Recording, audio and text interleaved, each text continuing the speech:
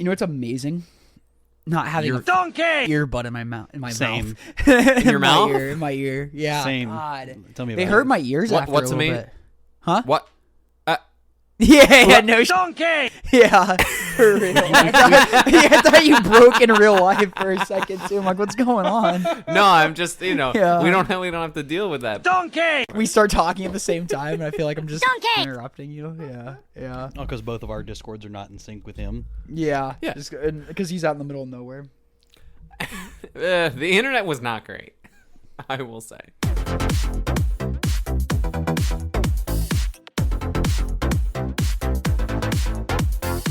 Welcome back, everybody, to another episode of the Common Ground Podcast, your favorite podcast. We're talking about your favorite format, Pauper. This is episode 4.2, and we got everybody here in person. The Ayo. gang is back together. Let's go. Woo! No headphones in our ears, just a in-person conversation where I can look both of my co-hosts in their beautiful eyes.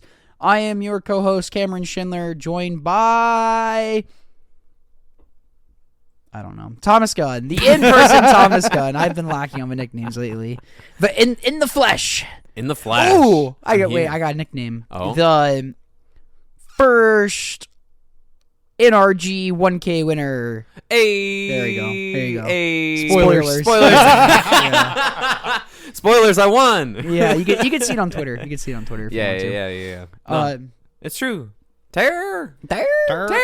It's too powerful. Also joined by James Hippo Hieronymus. Tis I. It is you. I love that baby hippo that was born. He's like trending on Twitter. It's become a huge thing on the internet. Yeah. I like how I tagged you in it, and then you were like, Thomas already tagged me. I looked at him like, oh, Thomas already did. So we just both tagged in the same hippo post. That's funny. That's probably why it showed up on mine.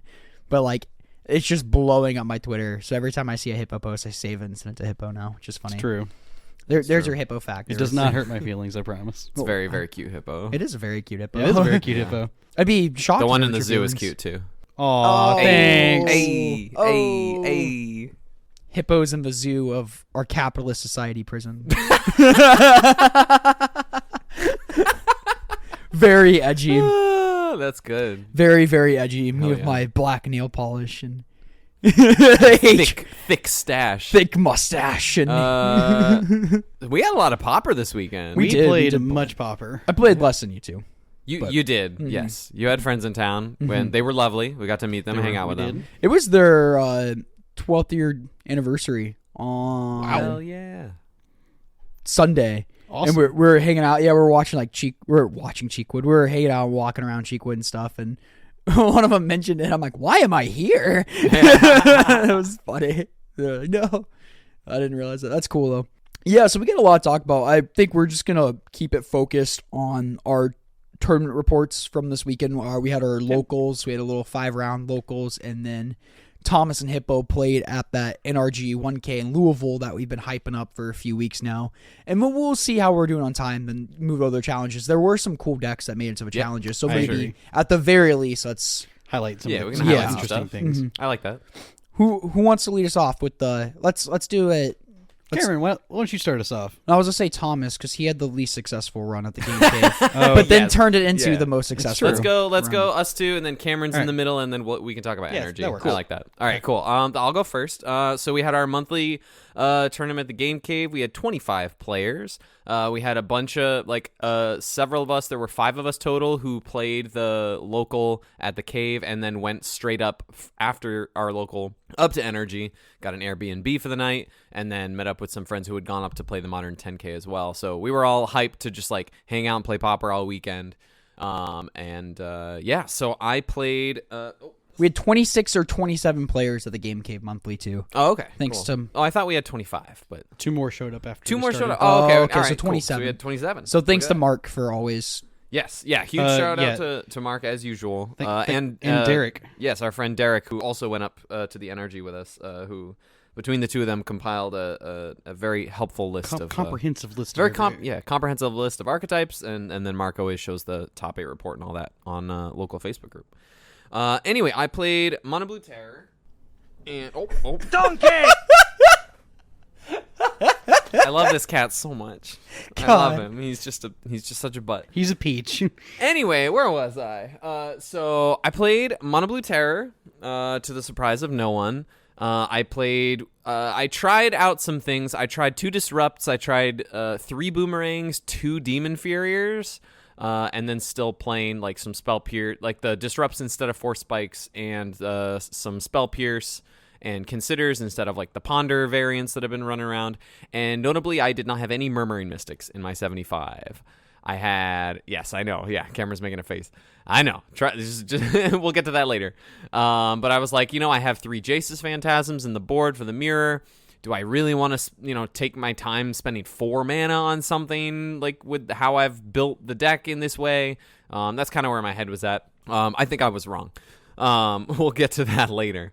Round 1, I play against White-Black Blade in the hands of a local Robert. I beat him 2-0. Nothing very exciting. At one point, he missed that he could tap one of his white creatures to flashback Prismatic Strands, so probably some unfamiliarity with the deck there. So I get that one 2-0. Round 2, I play against Derek. Derek is playing this really sick blue-green Ponza list with, like, Mull Drifters and the, what is it, Temporal Spring. Temporal Spring, yeah. Spreading Seas? Yeah, spreading. Yeah, so Temporal Spring is 1 blue-green sorcery to bounce. Return target permanent to the top of its owner's library. Yes. Oh. So, like, that's, like, kind of like one of your Ponza-ish effects.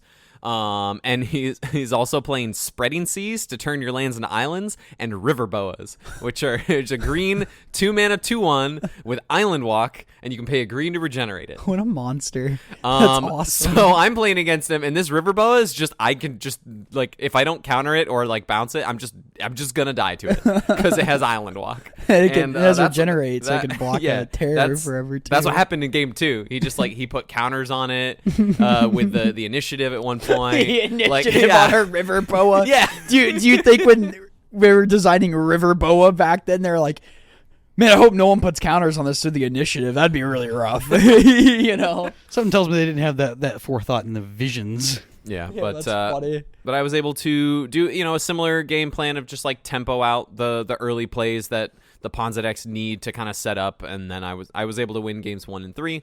So I win that one 2-1. I'm 2-0 going. I'm just flipping through my notes here. Then round 3, up at table 1, I played against Jonathan. Shout out to the Bama crew. Jonathan was also on Mono Blue Terror, and we had some close-ish games, but he was pretty ahead in most of them, and he got me 2-0 pretty handily. But we had a good time. Round 4, I play against Mark, who compiles all this information for us. Mark was on Koldatha this month.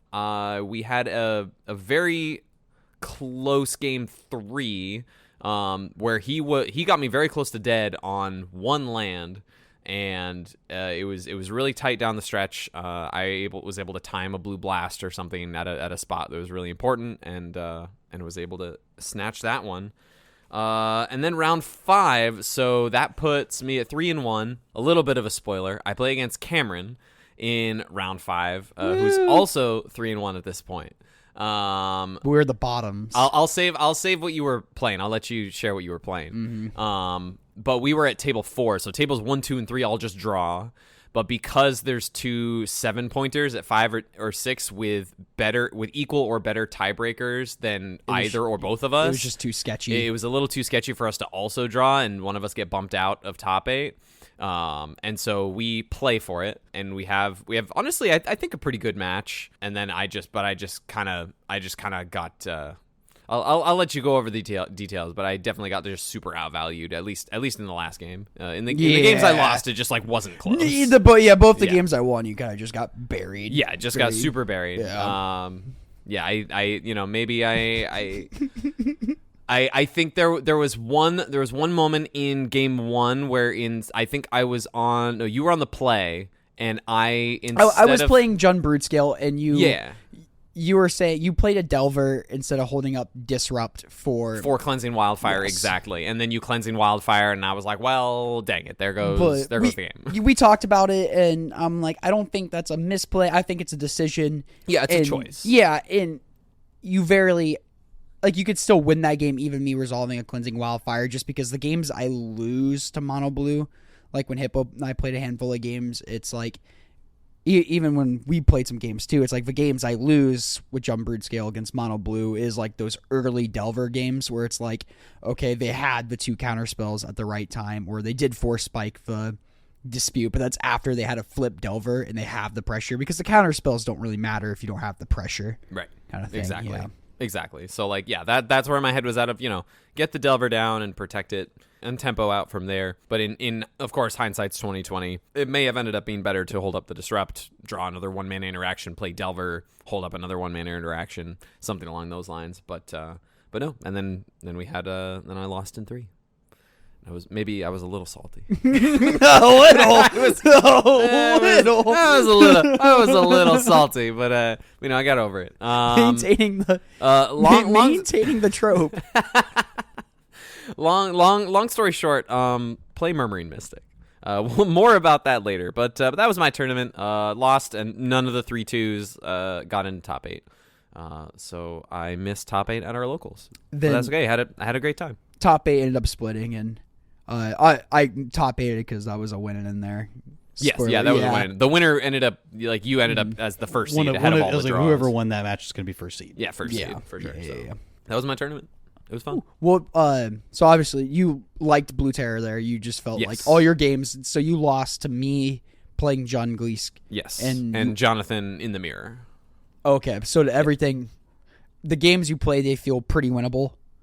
Yeah, I think so. I think in the mirror it came down to a couple sequencing things and kind of who drew better. And I also think in our games, like in what I've found in the Jun matchups, both like Glee and Gardens, if you're not able to get down like an early Delver backed up by an early Terror with like 1 to 2 mana interaction over the first 3 to 4 turns, then you're probably going to fall behind pretty quick.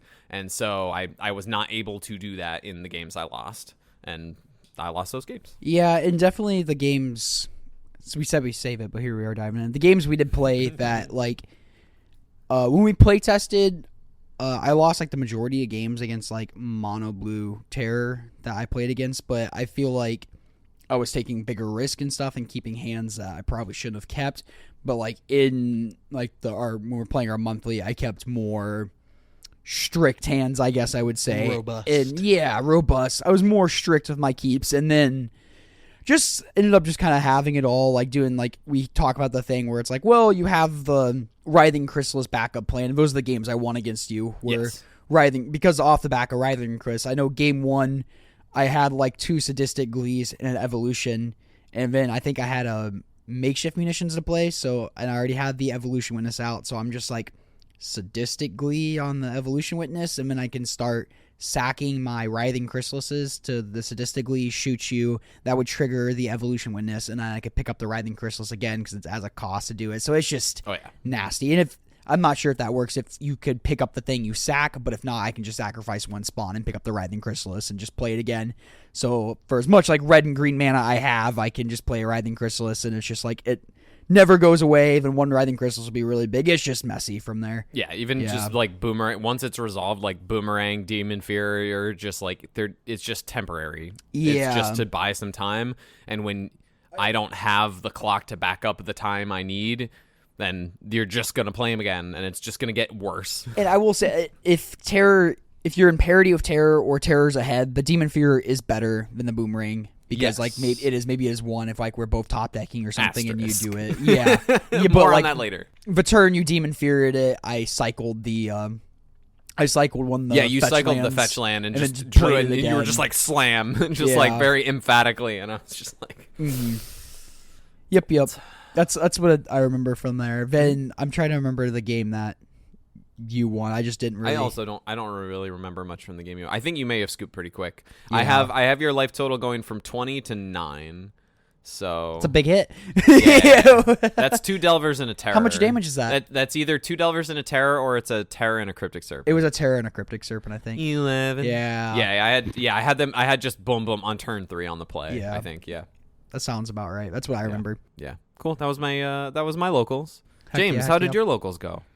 Well, I did top 8. Mm-hmm. What'd you play? I played, like I said last week, I played Blue Black Terror. I thought it was a good choice. Obviously, it was a good choice for our locals. Turns out it's really hard to beat free spells. Because I just decided Snuff Out was the card to be playing. I started off round 1 playing against a Pseudo Mirror. I was playing against Blue-Red Terror. Our games were very fun. They were very interactive. There's lots going on, which was super sweet. I know I win game 1 fairly quickly.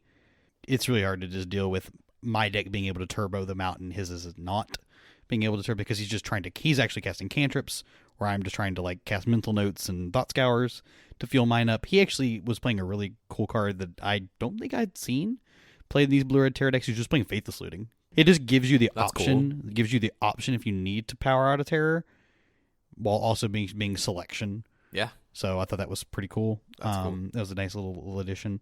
And then game 2, I think I had to fight through 3 different Murmuring Mystics to win the game, and ended up winning. I think our takeaway from that match was that the blue-red side has to be a lot more patient about what threats that do and do not matter. So yeah, there's that. Also, I guess if you're playing against the blue-black version and they just bash their terror into your terror, something is up. You should take note of that. I did. I bashed pretty quickly. I was like, attack. And he was like, trade terrors, and I'm like, nah, unexpected thanks. It was unexpected. Yeah.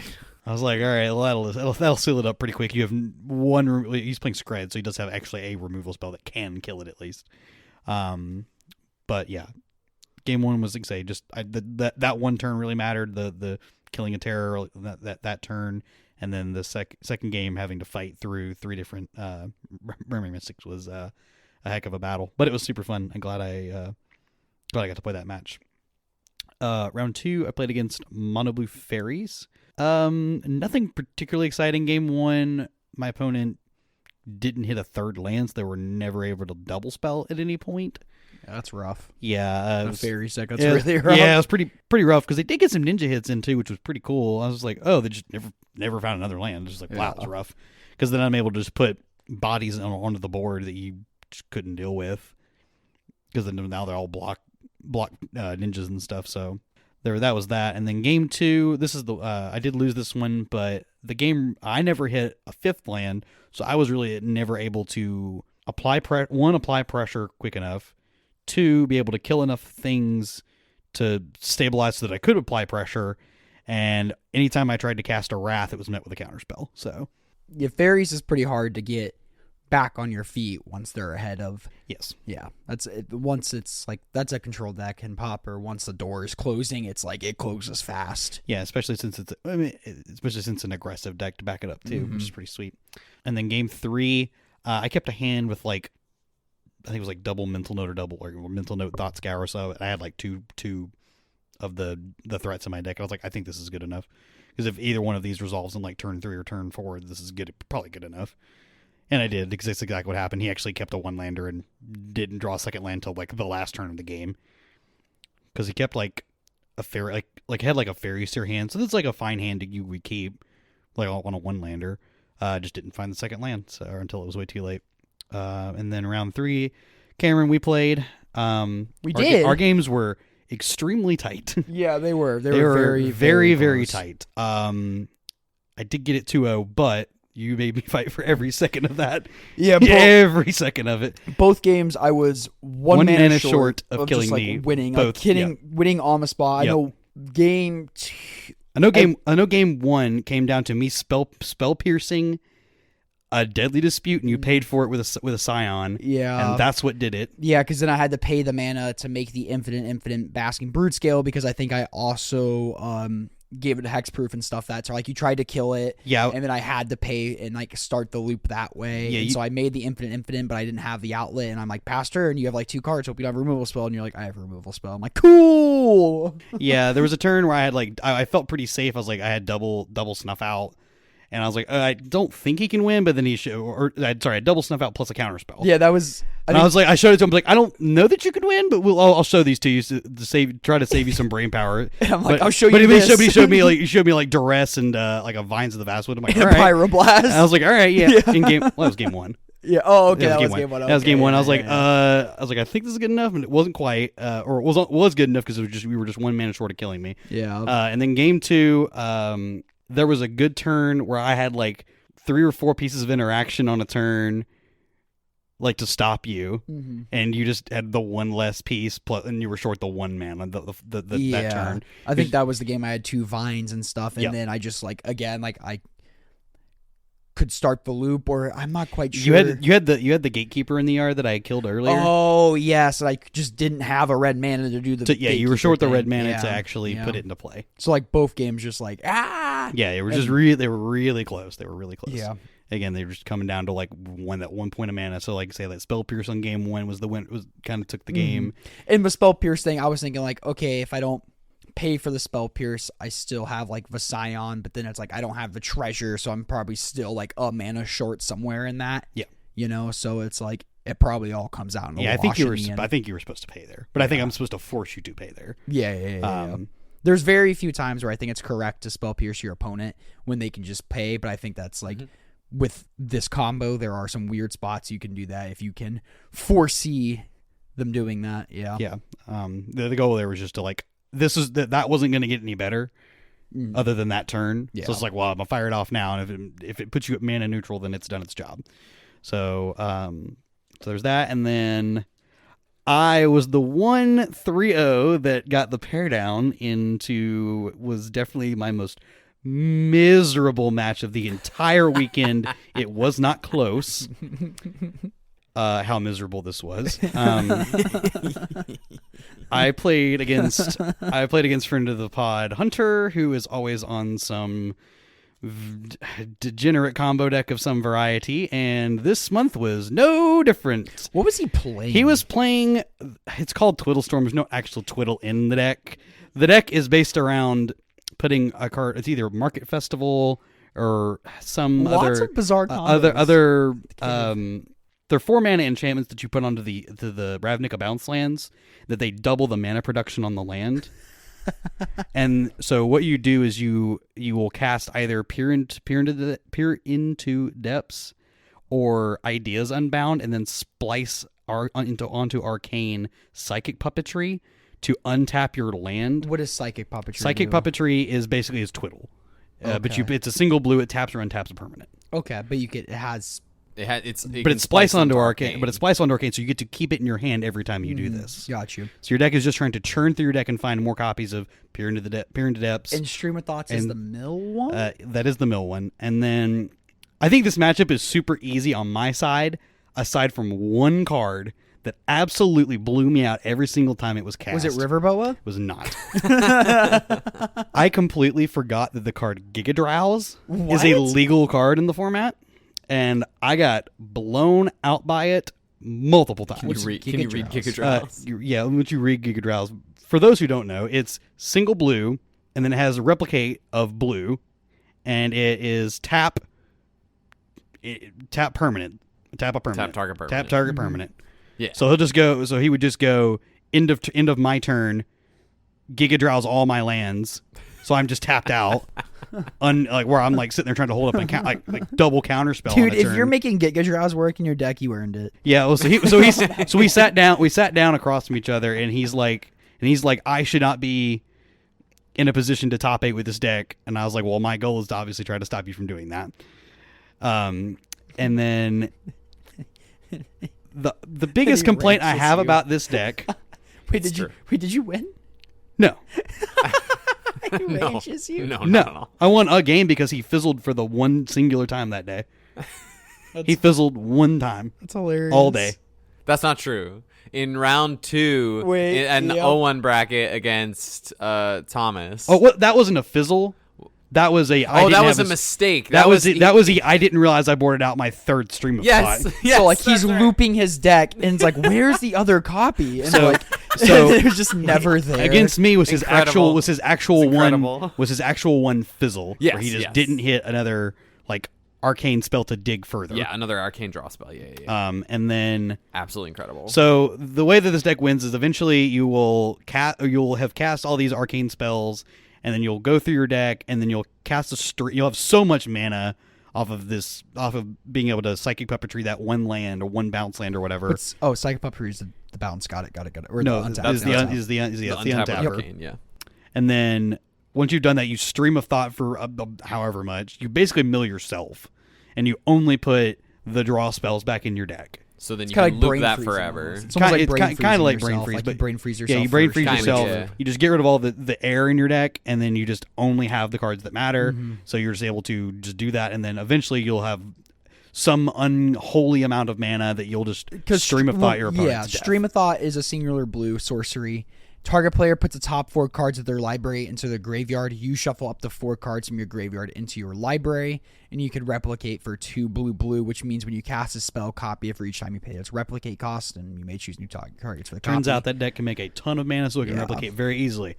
And then My- once your opponent, my- once you milled out your opponent, you deep analysis targeting them So they don't get another turn. That's cool. to have them draw 2 cards and lose. So That's cool. That's super cool. my biggest complaint about this deck is that it takes so long you were for you to actually be miserable sitting dead. there.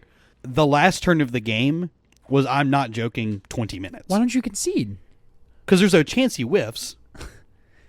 At some point, At some point, no. There's a the rate of his play versus decisions to make.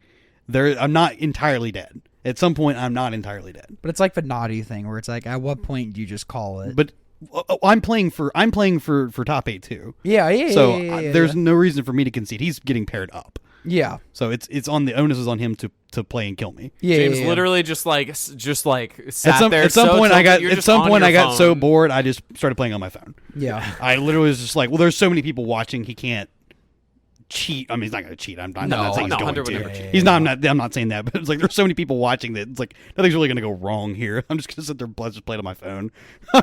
And then anybody who came up to the table and asked like, "Hey, how's it going?" I was like, "I'm miserable. How are you?" Good Hunter. Break his spirits. But he did. I'm proud of you. He truly did. Then I went outside, aired my grievances, and he came outside, and we were all good after that. I know Hunter's hilarious. Yeah, we were good.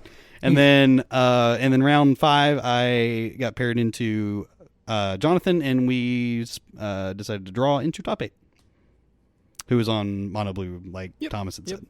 Okay, cool. Q.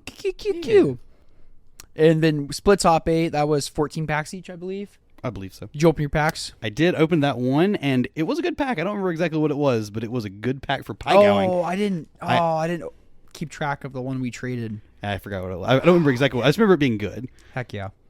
666. I got a tree 3 city. Nice. 3 city tree, whatever it's called. Saw that. Did you make any changes from that to Game Cave local to the NRG? I considered doing such, but I'm like, I'm just gonna run it. I'm just gonna run it back. 100%. Cool. Don't think too hard. I was didn't- a common that was- occurrence. yes. On the drive up. I don't think too hard. So Are you thinking too hard? Oh, he did. I was. We'll get to it later. Oof. You need to As I usually do. You do. Tell us about your tournament, Cameron. The 3 rounds that we haven't already talked about, I guess. Yeah, or Sorry. 2 rounds. Why'd you get a bye? Well, I played against you and Hippo. That's 2. No, tell us about tell us about the 3 rounds. You haven't told okay. us I about thought yet. you meant like, okay, I see. Yeah. I see. You know. Yeah, what Maths. whatever. What's my trademark? The No, the Okay. Huh. So round 1, I sit down. I'm playing John Broodskill. We didn't already gather that information. I'm playing pretty much a stock list. 2 makeshift munitions, 1 evolution witness, and then 2 duress, 2 vines for my like flex slots. I really like vines because if I play against the mirror and they try to put a sadistic glue on their bird scale, I can vines their bird scale and the sadistic glue will fizzle. So it's like having those snuff outs, a couple like snuff outs for the mirror main board. But it's also, I like it. It's cool. It's flexible. And I feel like the Tameo safekeeping, like the life in there is kind of like irrelevant. If mono red's already a bad matchup, it's like, why am I trying to? It's a winnable matchup. It's not like unwinnable. You know what I mean? Whatever. It's whatever you're feeling. If you think it's gonna be really aggressive, then put Play in your Tameo safekeepings. safekeepings. If you think there's gonna be a lot of mirrors, play the No, vines. I think your choice for vines is I would play vines. I like vines. If it It's were, cool. If it were my choice and too. kicking it came up once for Nice. a damage spell. Nice. And so round 1, I sit down, I shuffle up. I'm on the draw. I keep my 7. I have 1 duress, in my hand, and my opponent plays a tapped Peat Bog, I believe it's called, the depletion lands with the black depletion lands from Mask block, I believe. Yes, I'm Do you know looking that, at Hippo? James. Sorry, one more time. The tap depletion lands that enter with 2 counters. Remove Oh, that too. the what they're called? Yeah, are they from They're from Masks. They're from Mask block. Yeah, okay. So I sit down, my opponent plays the black one of those passes. I'm like, okay, cool. I'm playing against Poison Storm. I turn one to rest them, and they show me a hand of Goblin Anarchist, the one that the red-green makes green and red spells cost 1 less. Yep. 2 of those, and then 2 familiars. Like 2 familiars that care about red spells, so the blue or the black and the green familiar. Nightscape familiar is the black one. Yep, and then I can't remember what the green one is. some beetle. It's a bug. Yeah, it's a beetle or whatever. And so both of those care about red spells, and then like then they had 2 draw spells in hand. And I'm like, what is going on? And so I take one of the draw spells, and they kind of just roll me game 1 because they're playing Rubyless Storm, I guess. So you played against who else? Well, somebody played against you played against Twiddleless Twiddle Storm. I played against Rubyless Ruby Storm. Yeah. And so it's just like a creature combo deck where you get all these cost reductors for red, and you start just playing these big score cards. All these red draw spells that has additional cost. You discard a card, draw 2, make a treasure or whatever. And they all end up either making mana or netting mana, like staying mana neutral with all of your discount cards. In game 1, they just steamrolled me because I didn't play, like I didn't have, what's the word? I don't have creature interaction game 1. Mm-hmm. So they just like completely steamroll me, and they eventually went with a gutter snipe. They play a gutter snipe and smush me. Game 2, I brought in. Did I write it down? No, I did not.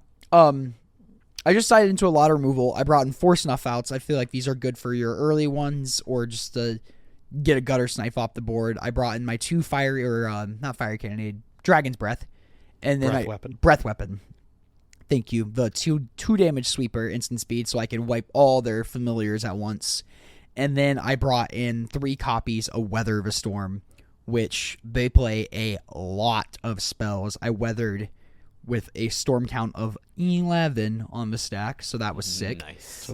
So 36. And they conceded at that point because they're like, 2 of my gutter snipes are gone. I don't think I have 1 gutter snipe left. I don't have enough spells to actually kill you after that. And I'm like, cool, great. And Great, on we go. So they got game 1, and then I won the other 2 games with just removal. Like, we played the longest game 3, where it was just like I kept like Cart Clan Shaman, like Weather, Board Wipe, and like 3 lands, and like this stops them for doing, because like we'll sit here and do nothing for 10 turns, which we did, and I just like I stopped him from like comboing like 2 or 3 times, and eventually I just like found something to kill him with. Like I took out Writhing Chrysalis because I'm like I don't care about winning. I just need to not lose here. So if anything, I should probably just kept in. No, I like keeping the combo because then I can just like instant kill them instead of trying to worry about getting in with Writhing Chrysalis. Just get it done. Like I cyborged all 4 Writhing Chrysalis in that matchup.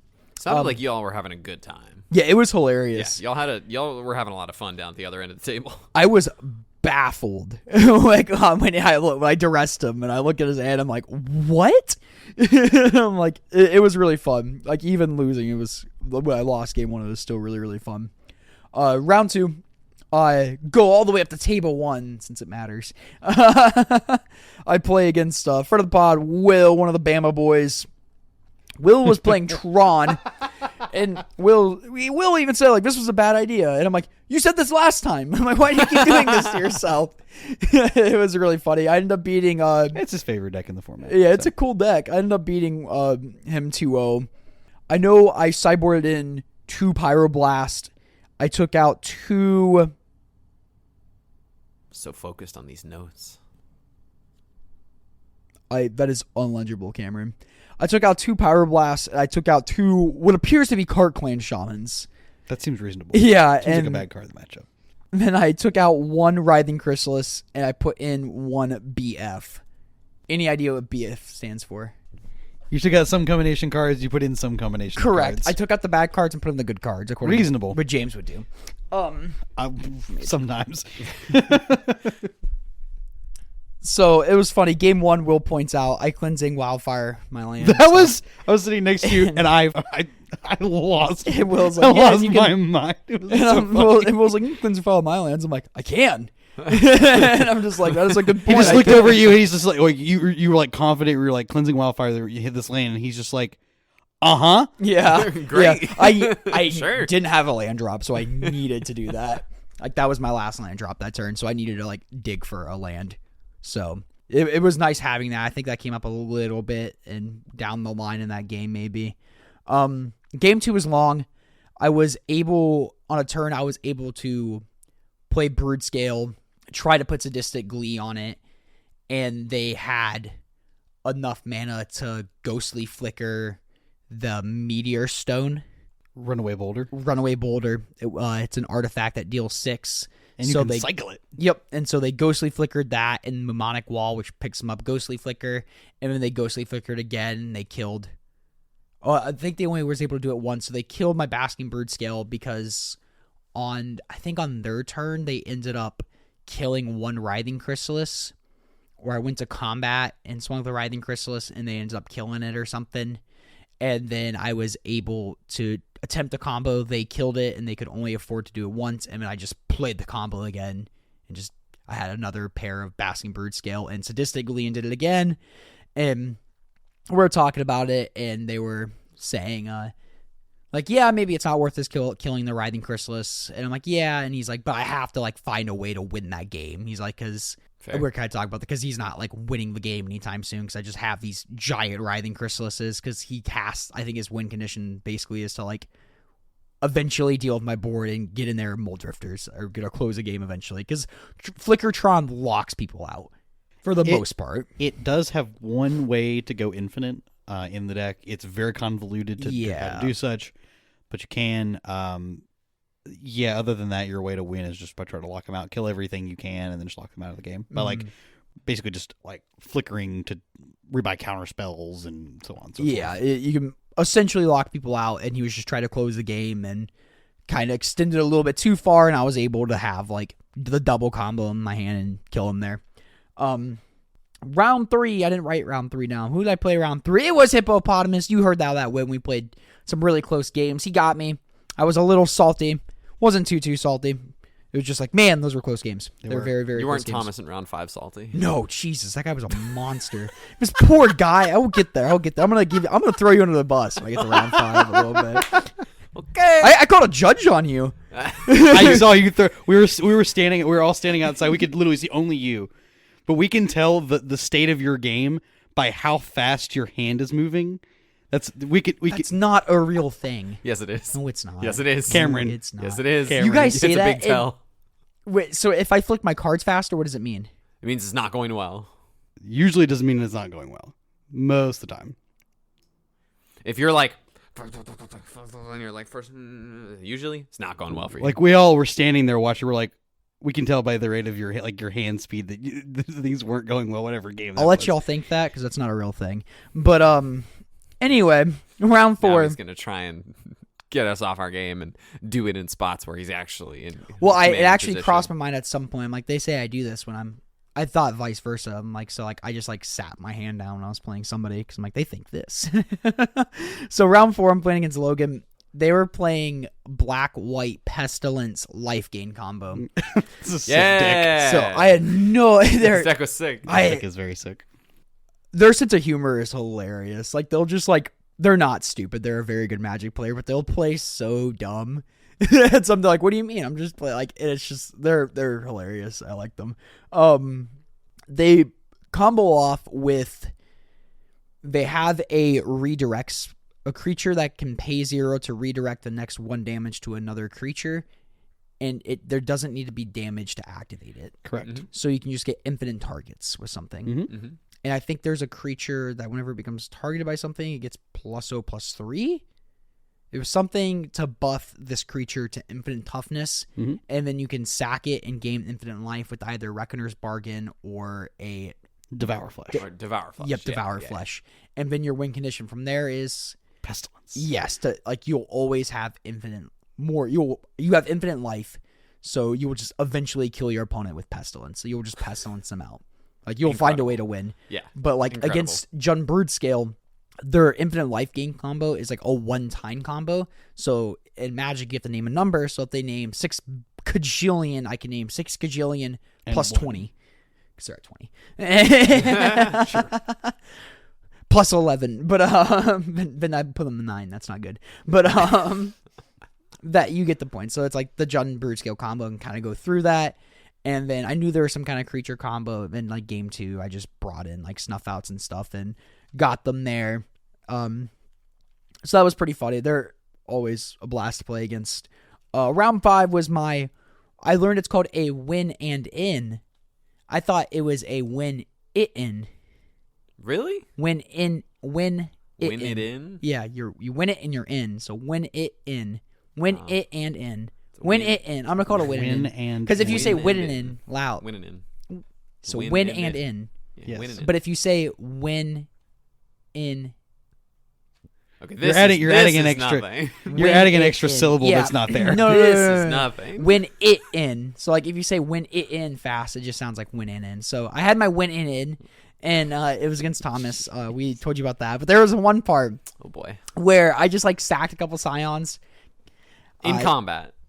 No, this was not in combat. Yes, it was. Yes, it was in combat. You were attacking with a 2/3 brute scale. You had two naked, not brute scale, 2 naked chrysalises. I don't even think they were naked. Yeah, no, neither of them had counters. And No, you because I had 3 ticked up spawns. one of them got ticked up to 5, so that's not true. They were not naked. Okay, well, the one that Because was they both had dice on them. Because I didn't grab a new dice. I ticked up the dice. the one that was untapped had no dice. That was the new one. I know for a fact that one had dice on it. That one did not have dice on it. Okay.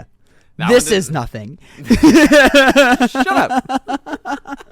Anyway, I missed a counter trigger, and like I'm like past her. I'm like, oh, and put a counter here, and you're like, no, and I'm like, really, Thomas? You missed it.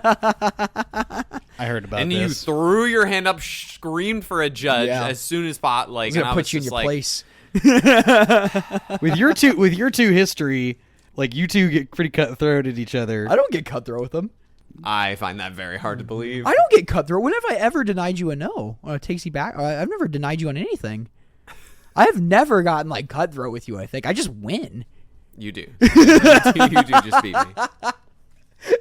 I hate that that's a thing because eventually it's gonna come crashing down. Yeah, Like, that's I how can't averages stay- work. Yeah, I know. That's what I hate. Like tropes like that because eventually it's like we like build up these things to be something. you know? At least, like you said, at least you were like, well, at least I didn't say, man, it's such a good matchup for you. Yeah. Again, I didn't do that this time. no, you didn't do that this Yeah. time. Where At least that round you didn't. No, I never said like it was a bad match. I said I didn't want to play against you because you're a good player. And I don't want to play against either of your Hippo because you guys are killers. Oh, gee. I did kill you. Yeah. Yeah. I could not. No, No, 'cause- you called my bluff and you called for a judge and I was like, which would have just been like the store owner, and it's just like Or Austin, whoever gets there Or first if he's Austin. not Yeah, I was like, busy. say Austin looked at me. He goes, or before the start of the day, and he goes, "You're the next person in here who is like the closest to a judge. How do you think about X situation?" And I'm like, oh, okay, it's funny. Yeah.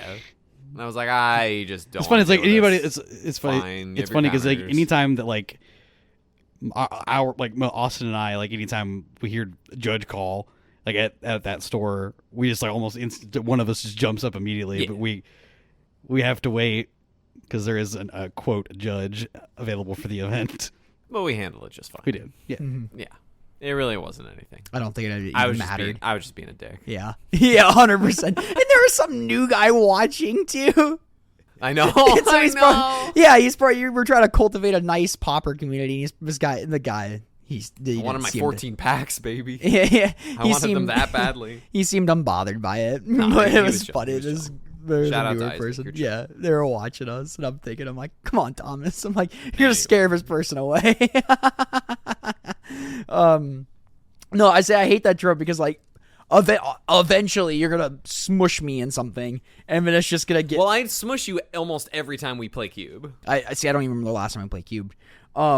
Especially Vintage Cube. That's for sure. We'll fix that this weekend. Vintage Cube, 100%. Yeah. I remember 3-0ing your peasant roto draft, Yes. which was sick. Yes. But yeah, I'm not a good Vintage Cube drafter at all. But eventually it's going to come crashing down, and everyone's going to be like, oh, Thomas finally got you. And I'm going to be like, shut up, teal. Yeah, so got Thomas, split our 14 packs. That was the end of that tournament report. Editor, do what you want with that 20 minutes. Well, so you ended up in what was your seat at the end of it? First. There you go. Place. Where I belong, baby. Cool. How'd you feel about John Brutskill? It was funny. I was kind of talking crap about the deck. Yeah, we did. Previous week. And I don't think Mono Blue is as bad as a matchup as Hippo and I thought it was, like when we were playing test games, because like if you do play an early Brood Scale, the only really way to get rid of it is to Demon Fury it, which is fine, or Boomerang it. It's like all just temporary. Yeah, so they're not killing it. So it's like you can get that piece of the combo out early. And thing obviously it's a combo deck, so things do have to break your way. They're not just gonna like. It's very rarely they're just going to kind of just fold to your first combo without any interaction. So it's like you either need you need some other piece of interaction to force your combo through. And it's tricky, like knowing when to shove in that. I don't think it's as bad as we made out to be, or the deck is obviously fine. It was funny, like playing against you this time, Thomas. You on Mono Blue, so playing against Mono Blue, like the Writhing Chrysalises mattered like so much. Yo. But it was like when I was playing against James, like I was just in spots where they were just getting countered, and I didn't have like card advantage or like any way to dig. So I'm just like, I have no combo. I need this Writhing Chrysalis resolve, but it's just getting countered. But like against you, it's just like I had like everything in my hand. It's like, okay, I have a combo in my hand. I have the second Writhing Chrysalis, so if this gets countered, here's another one. Oh, you didn't counter this one, sick. Oh, Evolution Witness, buy back another one. You just stuff like things were just like going my way, our games, which is nice. I think this is a great segue for my soapbox of the episode. Yeah, so Please.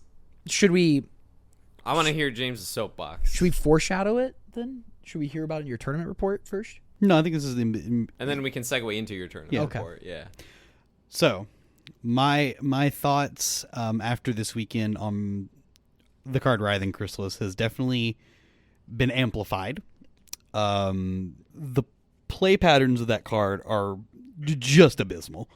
They're just actually abysmal. Like the first one is fine, but if there's one to immediately follow it, it's almost impossible to get rid of them.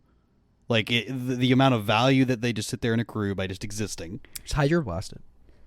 You know, if I could, I would snap off Hydroblast like it's nobody's business. But Devoid. it is devoid, so we cannot be doing that. I do not think the card is a very healthy play pattern in the format. What's unhealthy about it? What's unhealthy about it? The amount of things that just incidentally go along with it to make it just, and especially in the like Jun Glee deck, which I do think that's the card that props that deck up, because otherwise that deck is just flimsy as can be. Like we see with the Golgari version not doing. Like the last few weeks, the Golgari version has had a above average win rate. Win rate. So that definitely props up that deck. Obviously, we saw it at the beginning of the format the new format with when Modern Horizons came out, really supporting up those like Ponza decks and Red Green Monsters decks. What's okay for it to prop up decks though? That's not my argument. My argument is the way it plays out. Like if that card didn't have reach, that card would be okay. I think. Yes. I think if that card would not be nearly as good as not nearly as good. The fact that it is already not symmetrical on its power toughness is huge, because then it just eats stuff like for free. Like I think there was like a turn where like I'm sitting looking at two terror, like I have two terrors on the board. In theory, terror should just be like a huge threat, right? Well, it's not. It's like, well, if cool, there's my opponent has two Writhing Chrysalises that are 5/6s. I'm like, these Not to mention spawns to chump block. Yeah, the spawns chump block, so you can never really attack with your terrors anymore. You can attack with if they just play one Writhing Chrysalis, it's not enough to outsize a terror yet. Right, but they're just cool. gonna How chump much of the spawn. rest of their deck makes a spawn? 4 cards? So, no, it's more than that. Oh, Brood Scale, I guess. Brood Scale and Malevolent Rumble. The other Writhing Buy Chrysalis. back your stuff with Evolution Witness. Like it gets huge so quick. But the Brood Scale thing rarely happens, especially against like Demir. If you're That's exactly what happened to me.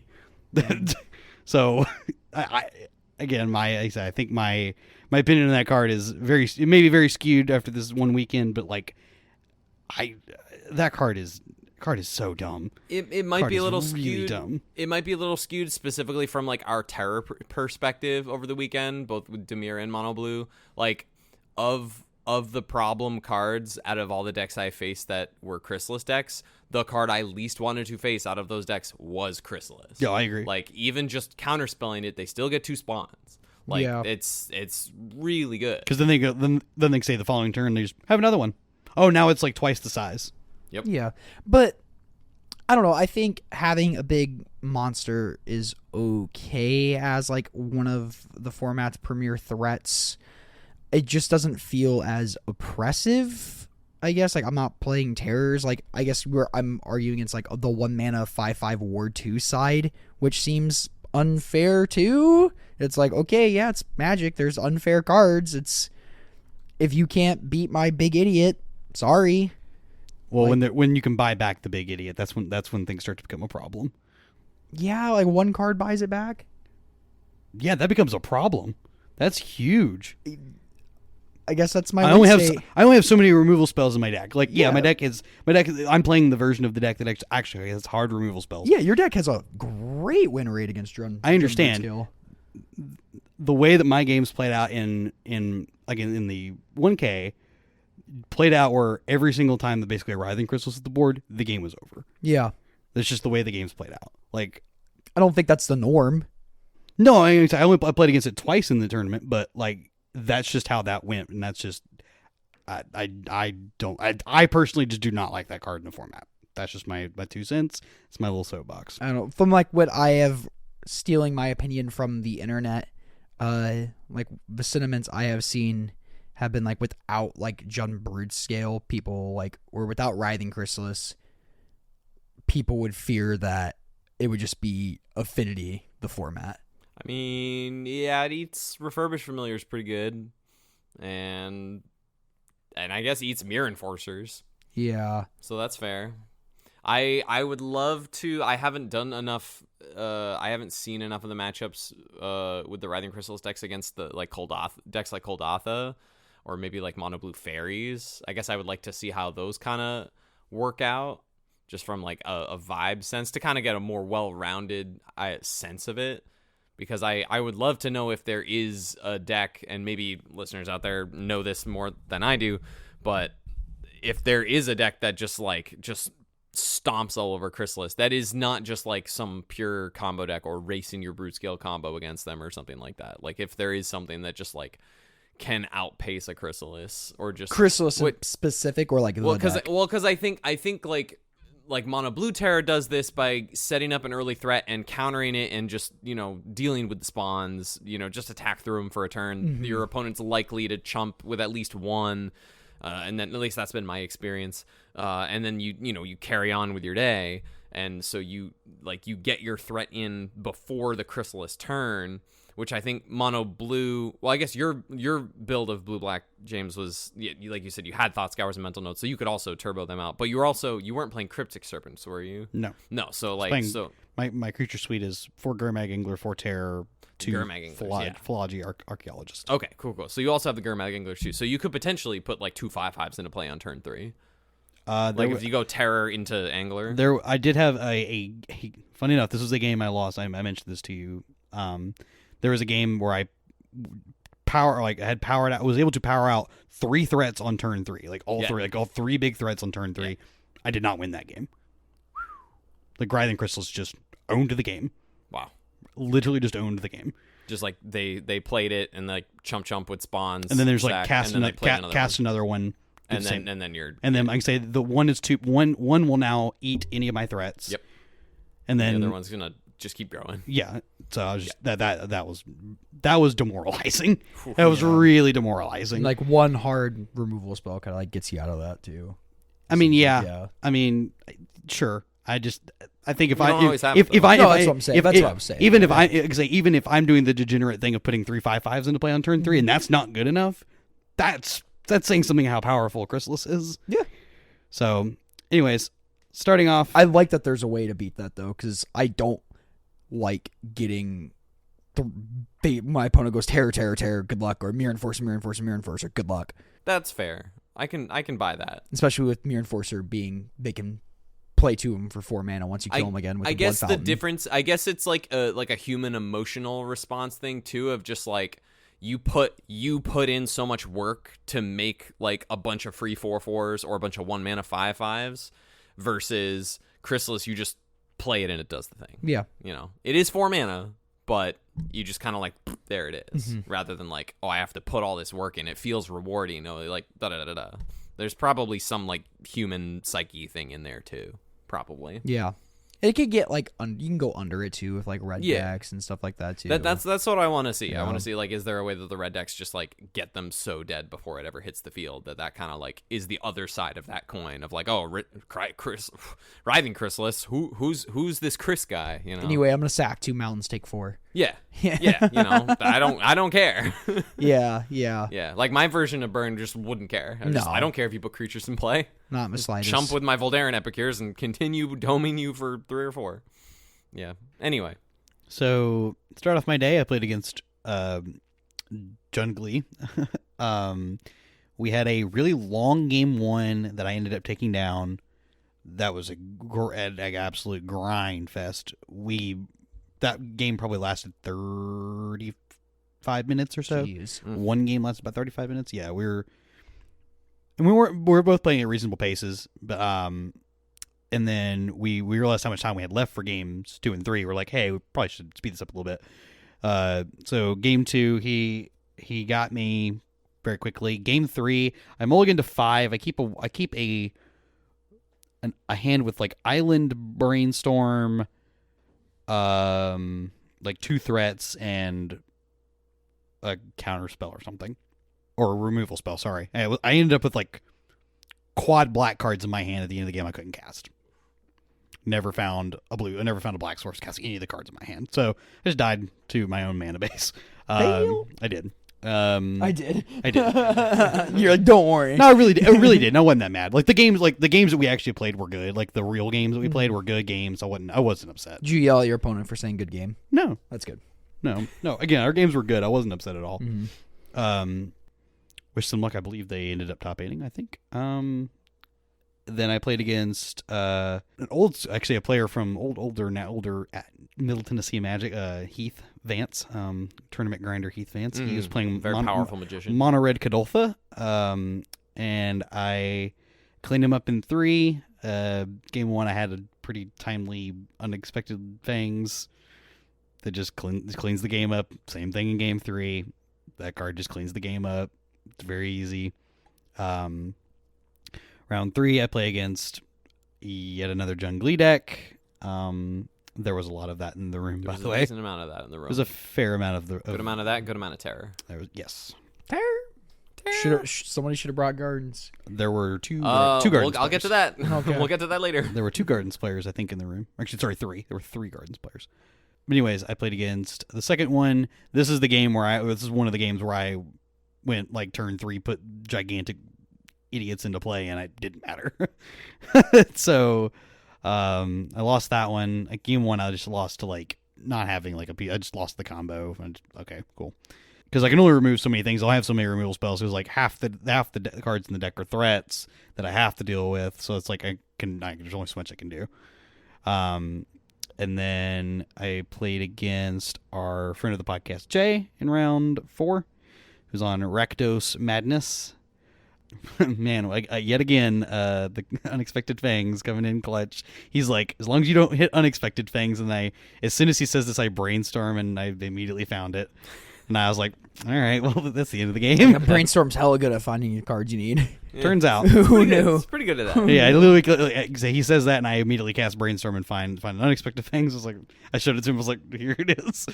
And then pretty similar game 2. Man, Madness is a sick deck, but if like you ever gain like a good chunk of life, it's so brutal. Yeah, because my threats are just huge. Yeah, you have to like double spell to kill them. It's even like horrendous. a weather storm gaining like 9 or unless like they're super like I've won games with Rakdos Burn where like I've gone through like a weather for 9, but it's like if they're ahead or anything and they weather for that much, it's just brutal. So I took that one, and then last round, in round 5, I played against a friend of the pod, Derek, who was playing Mono Blue Fairies, and we actually had a really sick match. This was a super fun one. Game 1, I took it because I just put dudes into play. He didn't find a ninja in game 1 at all, and then so he was never able to like actually gain card advantage at any point during the game. And I have Brainstorm on my deck plus removal spells, so that worked out really well for me. And then game 2, he still did not find ninjas. It did not matter. I could never resolve a removal spell at any point, so I died because I tried to resolve. I tried to like bait out a couple things, and I was like, I think he's out of gas. Try to resolve like a nausea, and he's just like, no, counterspell. I'm like, right, yeah, you got me. And then I tried to like let the game go on a couple more turns. I was like, Arms of Adar. And he's like, no, there's another counter, and I'm like, right, yeah, I'm just dead. And then game 3, this game was super, super sick. It came down to who was on the play. That's all it came down to. Funny enough, in that second game, he still didn't find a ninja. At no point did he in game 1 or game 2 did he find a ninja. It was just he just like out. He just ferried me to death. That's funny. Yeah, and then in game 3, we actually had it was a really fun game where there was like there was a bunch of ninjas happening, but I'm able to put things in front, so he has to like start doing chip things where he goes around and tries to like go wide around me and like try to get me. And it gets to the point where he can't do that anymore, so he's got to like try to just flash in threats and like chip me for one or two a turn. And it's the fairy way. It was rough. Like he ended up one turn short. If he'd been on the play, he'd have got me. He would have had exactly enough to kill me because I didn't have any like sweepers that game or anything like that. So it was just pure. At one point, I think I had 6 threats in play, like 6. Yeah, and it was almost not good enough. If that tells you anything. That's wild. Like just because they could block it or what? Yeah, because he had just so many things to block with. That's wild. And because he's like fairy, because he'll like ninja something, pull it back to his hand. Yeah. And then he just has all this fodder because he's picking up cards too. So he's got all this extra gas that he's drawn. Or scrying, fairy seers. Yeah, and stuff. yeah. So he's got like a lot of gas going on in this game, and then he. Again, he was just like one turn. Found all those ninjas. Hey, he found all the ninjas that game, and then but he was just one turn short of being able to put lethal on. So I got him. Ended up at 3-2. It was good enough for 9th place. On tiebreakers, actually. On tiebreakers. It's true. Thomas, would you like to tell us how your tournament went? I'd love to. Spoiler alert, I won. So I guess I should say it was... So James got a 9th place. Because it was a side event at NRG, it was 5 rounds with no cut to top 8. And so that was a bit of a surprise to me at first, but it kind of makes sense because they want their main event 5K on Sunday to be like the last thing in the building so they can start cleaning up and, get out of there based on when their like rental times are and stuff. So that all tracks and stuff. And this is the first time they've done something like this, and so that was totally fine. I also want to give a huge shout out and thank you to NRG and to Mark especially for helping us run a smooth event and get it set up. A special shout out to Spencer as well for help with communication with Mark and NRG. And it was sick. We had a bunch of a crew from Indy of like 5 or 6 people there. There were a couple of folks from Bowling Green. I think actually one of those folks I had played against in Chicago in the one cool. little side event I did. Cool. I believe. Cool. Plug us? Hmm? Did you make sure to plug us? A little bit here and there. Most people knew kind of who, like kind of what James and I were about, and like once we were like talking to people, there were a couple people who like recognized our voices and stuff. That was nice. Yeah, I'm also not a big fan of like. I will not inorganically plug us. Yeah, that's cringy. Yes, I agree. It feels very cringy. Like, you're a Pauper. Hey, do you ever listen to my Pauper podcast? Yeah, that's not really my MO. Me neither, man. I want to give a special shout out to Derek. He said he listens to the podcast and he offered me these sick bird tokens. Because spoiler alert, I decided to play Murmuring Mystic in the in the NRG after not having. How did you come to that conclusion? I'll get to that in a second. So special shout out to Derek. He had these sick. I think they were from Eventide. There were these blue 1/1 bird tokens that were owls, and they were super sick. He had like a stack of like a dozen of them. So was it from Dovescape? I wonder. No, they wouldn't be owls. No, that was in Ravnica block. Woo. Dovescape. Yeah. But yeah, no, they were 6, so I had some tokens. And also shout out to my friend Travis, because I finally picked up some Travis Brown construct tokens, which I needed. I needed more than the 6 I borrowed from Derek down the line at some point, so I finally had extra tokens. Anyway, so we're on the way up to Louisville. It's myself and James, Derek, who we've mentioned before, Centillus and Jay, and we're all in the car, and we're kind of chatting. And between it was mostly Derek kind of like pushing of like, you should probably play Murmuring Mystic. Like that the card's pretty good. We were like hashing back and forth, and I definitely noticed that I missed having like that sort of effect. It was definitely really good in the mirror match when I played against Jonathan in round 3 at the monthly. Gets around Chrysalis. Yeah, it kinda. Yeah, it takes some work, but you can kind of get around Chrysalis. No, I'll go wait till my last round. Yes, sir. Yes, Daddy. So, yeah, it did not get it around Chrysalis. Anywho, so I'm like, okay. I had played this weird 3 Boomerang, 2 Demon Inferior, 2 Disrupts, and I was like, I don't want to play Disrupt. I also was not super impressed with just 2 Demon Inferiors if I'm going to play Demon Inferior at all. And at multiple points, I'm like, man, I wish I could draw a Boomerang off the top. Man, I wish I could draw a Boomerang off the top. And so I'm like, all right, I'm going to play the version that I know, like the version that Beso de Gea plays more closely with the Boomerangs, Force Spikes, and Spell Pierce, rather than the Ponders and Demon Inferiors. So I went back to that, 2 Force Spike, full set of Boomerang, and that left 2 cards left. What's the math there? So we replace. So it's 2 Demon Inferior, 2 Disrupt. No, it leaves 1 card, a space for 1 extra card left. Murmuring Mystic. Yeah, so I'm like, okay, well then I guess I'll play a Murmuring Mystic. So one in the main board. So 1 in the main board. Wow. So I played. Well, actually, no. I didn't get to that first. I'm sorry. I'm skipping myself. I wanted to put a Sleep of the Dead in the main, because if I'm not gonna play Demon Inferior, I still wanted to have 5 stopping creature effects, just to have an extra little hedge against Chrysalis and things like that. And I found Sleep of the Dead was way more effective against Chrysalis than Deem or Boomerang at all. Just you don't get to reset and make more spawns if you bounce it or tuck it or whatever. You can just keep it tapped down, keep attacking in. And so I was really impressed with Sleep of the Dead, as I have been for some time. Since it's popped up in lists. And so I'm like, okay, I really want to Sleep of the Dead in the main. So that was the card, and I was like, I really want to play this Murmuring Mystic in the main. So we trimmed a Cryptic Serpent. Ooh. I only played 3 Cryptic Serpents. Mostly my reasoning being there were a couple times where my draws were my 2 threats were 2 Cryptic Serpents. That's awkward. And that felt not great. Like, if Cryptic Serpent is a threat, I want it to be alongside a Terror. Like, I want my, double threat on turn 3 to be, Terror, or Terror Cryptic Serpent. Like, ideally Terror with backup, or 3 Terrors, I don't care. But, Terror Cryptic Serpent on 3, is, the nuts. And so I didn't want to get my hand clogged up by double Cryptic Serpent, so that's what gave me the room for the one of Murmuring Mystic. Moving one of the Sleep of the Deads into the main let me also have a 1/1, 1 Sleep and 1 Murmuring Mystic in the board. So I had 2 of each in the 75, but they were a 1/1 split of each. And other than that, it's the Boomerang version with 3 Cryptic Serpents.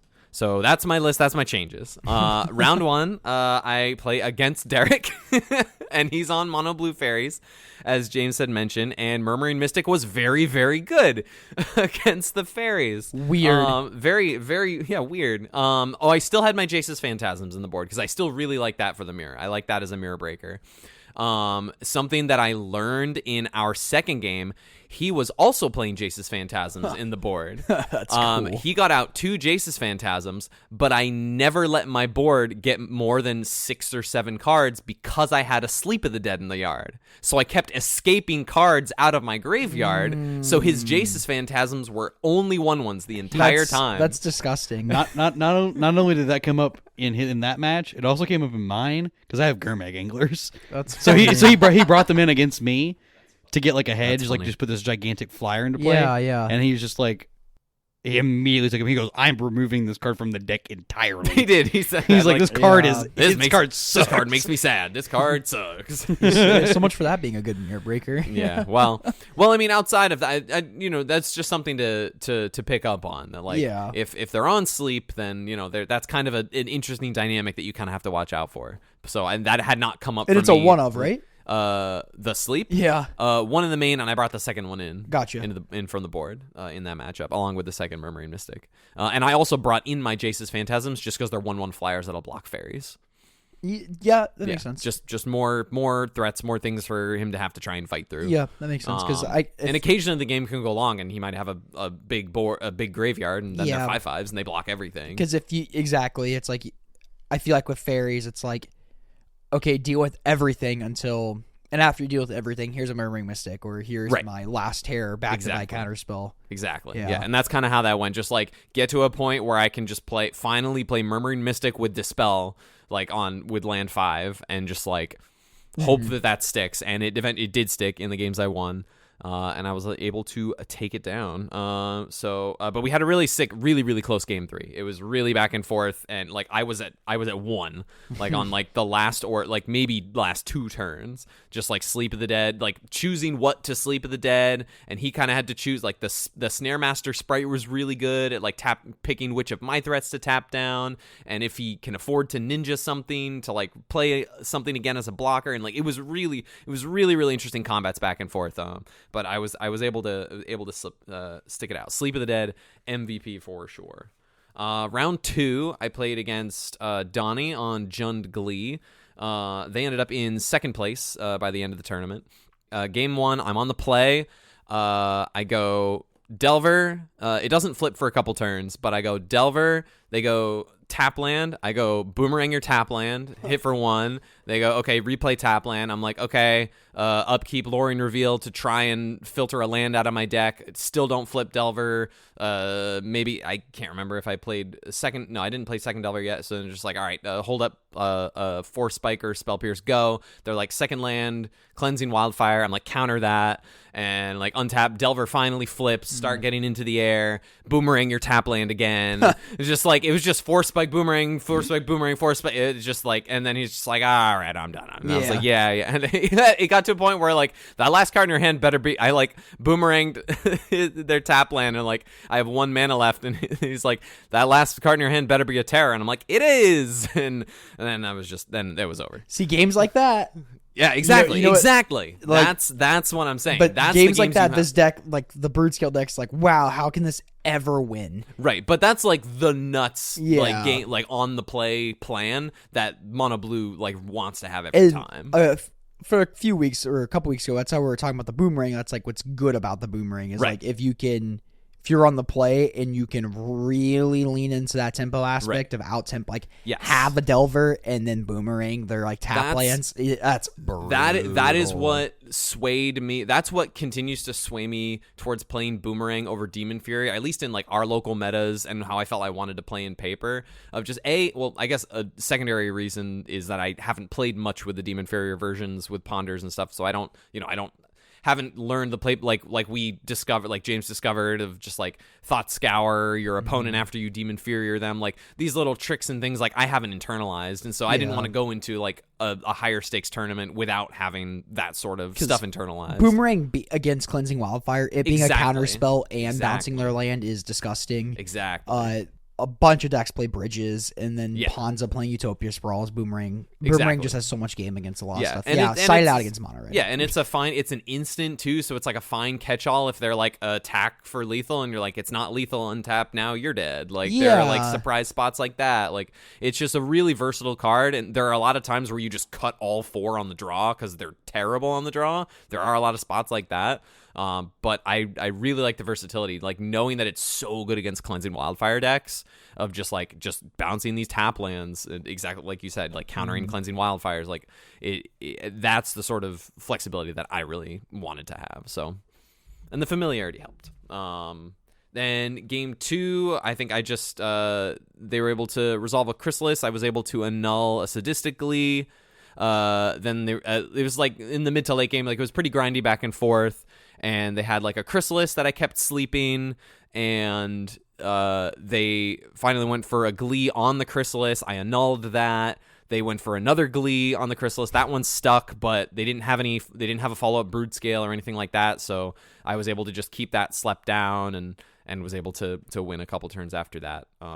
So yeah, pretty. What was Glee going on the Chrysalis for? Just like desperation? Yeah, throw it big? just to like get it nice and big. I mean, if you have it on the Chrysalis and then the Chrysalis, if it's on the Chrysalis and the Chrysalis is the creature that doesn't have summoning sickness, and then you play like brood scale next turn, and you can go off and you make your Chrysalis infinite off of its own triggers. Yeah, Chrysalis gets infinite without the sadistic Glee on itself, Right, but too, yeah. they wanted to get the Glee onto something. They just to I guess to just double the triggers. I don't know. I don't Gotcha. really know. Yeah, it just doubles up. Why the triggers. are you looking at me like that? No, I was just. Anyway, so I beat Donnie, but Donnie, super nice guy. They ended up I was their only loss in the tournament. I believe Donnie also beat me. It was my one of my Jun matchups. That was your round 3. Round then? 3 opponent. Yeah. Okay, cool. Yeah. Donnie, a super chill Super nice. person. Yep. Donnie, Yeah, what a very- catch! Yeah, what a catch. What And a they ended up catch. in second place when the dust settled with a 4-1 record. Round 3, I played against the very powerful Joe Mitchell. Joe Mitchell. At also 2-0 at this point. Also on Mono Blue Terror at this point. Ooh, Joe Mitchell. Yeah, Joe Mitchell. Dirty dog. We were game 1. We just had like our life totals are literally 20, 17, 17, 14, 14, 11, 11, 8. Like it's just Delvers. That's funny. It's just Delvers back and forth for a little bit. That's funny. And then I was eventually able to. I think I had like 1 or 2 more terrors than he did at a crucial time, and I don't remember if he had Sleep of the Dead at any time or I got to resolve a Murmuring Mystic, and he and that was, I think that's what took over the game at that point. And then game 2, I don't remember too much. According to life totals here, looks like he had a Delver and I had a Terror, and yeah. I don't remember too much. I know we had good games, but I was able to come out with a 2-0. So that was that. A shout out to the powerful Joe Mitchell. Round 4, I'm now 3-0. I'm playing against the only other 3-0 player in the room. Their name was Austin. Very chill. They were on blue-black fairies. I was watching the other 2-0 one of the other 2-0 matches where I knew I would play the winner of the match at table 1, and it was either Austin on this blue-black fairies list or Clarksville local player Tyler on Red-Black Madness. Funny story about him. Oh yes, yeah. His entire deck, he has like never played the deck like prior to the day before. Which one? Red Black Madness. The entire deck is in Japanese. So there was at one point we all were standing around watching his match. Why? And he goes to plot highway robbery. I think the deck belonged to Cody Napier. So he goes to plot it, and he goes, I don't remember what the condition is to cast this card. He's like, I don't know if it's sack up, like whatever that. So we figured it out. It goes discard a card or sack a land. Yeah, but he's just like, I don't remember what the conditions. That is my dislike of foreign cards. Well, again, they're not. Well, they weren't his. So, but if they're yours, it's a different conversation. I guess, but it's just like if it takes any confusion. Like, I don't know. I just don't like making things confusing. But like, there's so many secret layers in full art cards now. It's hard to exactly. So that's why. So I think foreign cards. Like you handed my buddy who's never played Pauper before mono white, and it had 4 Thraben Japanese favor inspectors, and he didn't know what the card did. I'm like, it's the same thing as this card. It's not inspector. And he's like, why are there more than 4? I'm like, different name, exact same card. And he's like, that's dumb. And I'm like, I agree. Yeah. I forgot about that because I've just had them for so long. And you never read Thraben Inspector. I could tell you what the text of Thraben Inspector, top to bottom, verbatim, blah. And having English cards too, it's like you can read the flavor text while your opponent's like twiddle storming you off and you're bored. You can just look at the flavor text of your cards and stuff. It gives you something to do. I picked up my phone. It was good enough. No, I'm just giving you crap. Continue. Play. Anyway, thank you. So I'm playing against Austin. Austin's on Blue Black Fae. This is not our Austin. I think they're from the Indy area. They said they hadn't played Pauper in a long time. A very good Magic player. We had very good games. Very charming. In game 1, I'm on the play. I go Island Delver. They go tap blue-black land, immediately snuff out Delver. And I was like, good, very good. Here we go. We're in now. Let's go. Send a message. But then I had a backup Delver with untapped land to like Force Spike or Spell Pierce, whatever was coming next. And when I played the second Delver, they gave a little... and I was like, okay, maybe this second Delver can go the distance. And it pretty much went the distance. I was able to get a Terror shortly after that, and I was able to just keep tempoing out the game. Like, Force Spiking or Spell Piercing anything after they pay Ward on Terror feels so good. I gotta tell you. I gotta tell you, it's hot. Talk about an awful play pattern. It's hot. Pay 2? Yeah. Spell Pierce. Yeah. Pay 2 more. Yeah, pay 2 more. Oh, you can't? Oh, Yeah. that sucks. Unfortunate for you. Game 2, I don't remember too much of what went down, but Austin got me in Game 2. And then in Game 3, we were a little even down the stretch. I ended up taking... I took some damage from something. I'm just looking at my notes here. But I was able to get... I was able to stick 2 Delvers. I was able to get them to both flip right away, which was huge. And then there was a key turn where they had cycled Loring Revealed they had 3 lands in play, an Ice Tunnel, which is the blue-black tapped snow duel, and 2 islands. And they had cycled Loring Revealed for another Ice Tunnel. And so I boomeranged the Ice Tunnel to keep them stuck on, or maybe they had I think they were on 4 mana at the time.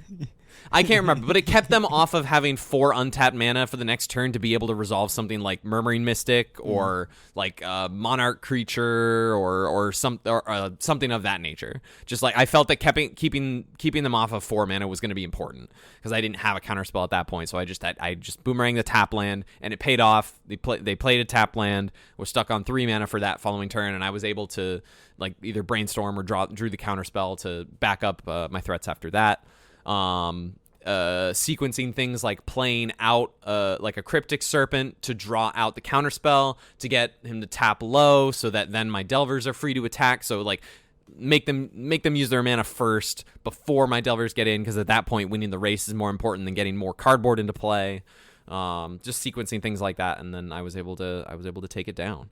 And then I am your lone 4-0 player, which was nuts and also really cool. So were you locked for first place no matter what? So that's the thing. So how it worked out, based on how everyone else did, I was locked for first with a win or a draw.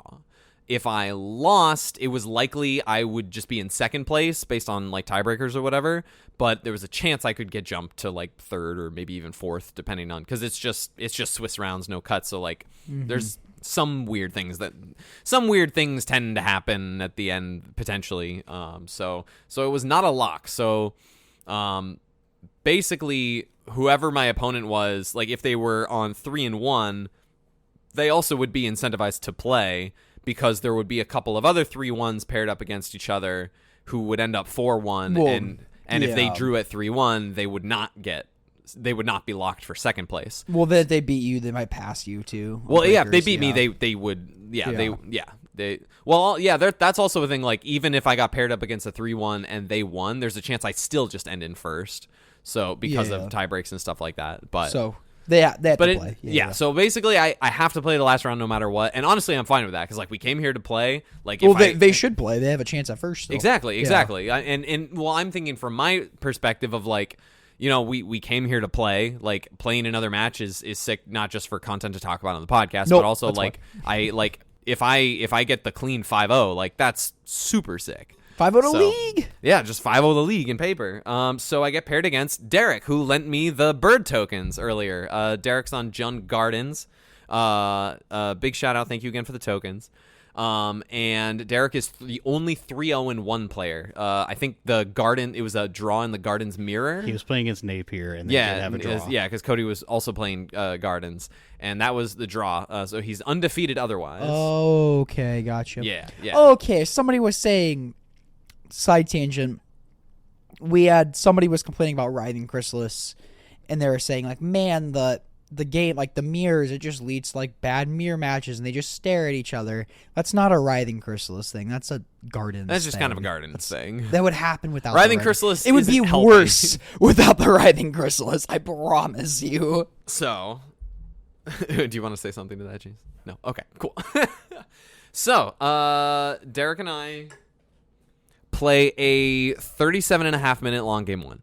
Oh my gosh. I by like the late stage of the game, I am keeping up with Gardens. So you're getting that first place either way with the win or draw. Well, hey, with a win or a draw, I'm getting first place. That is in the back of my mind. Where like if we draw, I win regardless. But I want to keep pace. I want to play out the match. Yeah. And so and I think there's chances where I'm not just dead up until a certain point that I'll get to. So like I'm keeping up with like attacking, getting some damage through here and there with a Flip Delver and a Terror or two. He has a couple Chrysalis. He's able to rebuy Chrysalis. Throughout the entire game, he plays a total of 5 Chrysalises. Mm-hmm. He has like a Chrysalis with like 12 counters on it by the end of the game. What do they rebuy with, like Blood Fountains? Or? Blood Fountain. It was either Blood Fountain or Witch's Cottage. I think it was Blood Fountain, because then the Witch's Cottage was the Crypt Rats later that wiped my birds twice. It was a very long game. I should have conceded way sooner than having let the game end. I went literally through my entire deck to the point where I Lorien revealed and then looked through my exile hand and graveyard and everything in play, and I knew the last card face down on my deck was my 4th Boomerang. Like I knew where everything was, and I should have, like, based on what the board was at that point, there's a tiny chance that maybe he doesn't have it, maybe he attacks with something and I get to Boomerang something and get in for the last bit of lethal. But it really wasn't. If I had, in hindsight, if I had really like paid closer attention rather than just like thinking like how can I do this, I really was dead at a point like several turns earlier where he finally finds a Bajuka Bog to exile my 1-copy main deck Sleep of the Dead that I'd been escaping over and over out of the graveyard to keep up with the Chrysalises. And at that point, that would have been a perfectly fine point to concede. But I was also working on building up a board of birds with Murmuring Mystic. Okay. So I also have this angle where like, okay, if I can dodge Crypt Rats, then I still might be able. I've got him at like 4. So how many Chrysalises do they have? They had like 5 or 4. They had 4 Chrysalises. So you like should have 3 or called a 4. judge. Yeah. They had 5 in play. No. They cast Chrysalis 5 times. So like there was no I obviously know like what to do, but for my picture of the game, there was no like line instep, tap something down, trigger Murmuring Mystic, tap something down on my turn, escape it again, tap down the other one, and swing. Sleep is a sorcery, so I can't do anything on. Got you. That makes sense. That makes sense. You only have like. And I'm running, and like I have to exile 3 cards from my graveyard every time I do it, and it costs 3 mana to escape it, so I can really only do it like a couple times a turn cycle.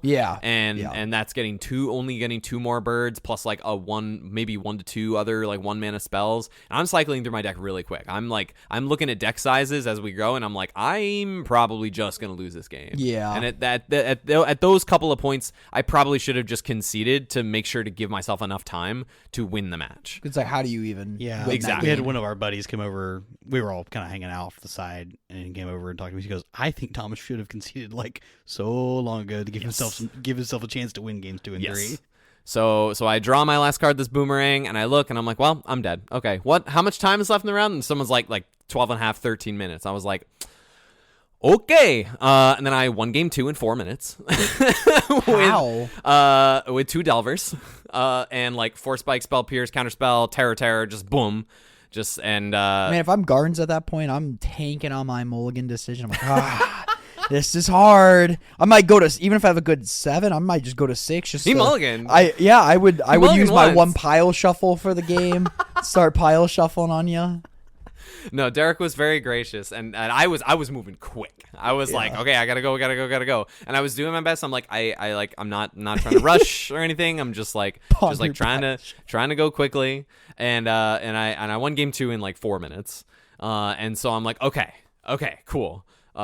Still have to win this game, but there's that thought in the back of my head that like, okay, if Gardens is gonna try and win this game 3, it might take a while. So there's a chance this game just draws, which is good for me. But it'd be really nice if we could just like actually finish the game. So we play pretty quickly. Here's how game 3 goes. Derek is on the play. Derek goes notebook. Derek goes. No, it's very memorable to me. Derek goes Colony Garden on 1, gets the plant token. I'm like, okay, cool. Island.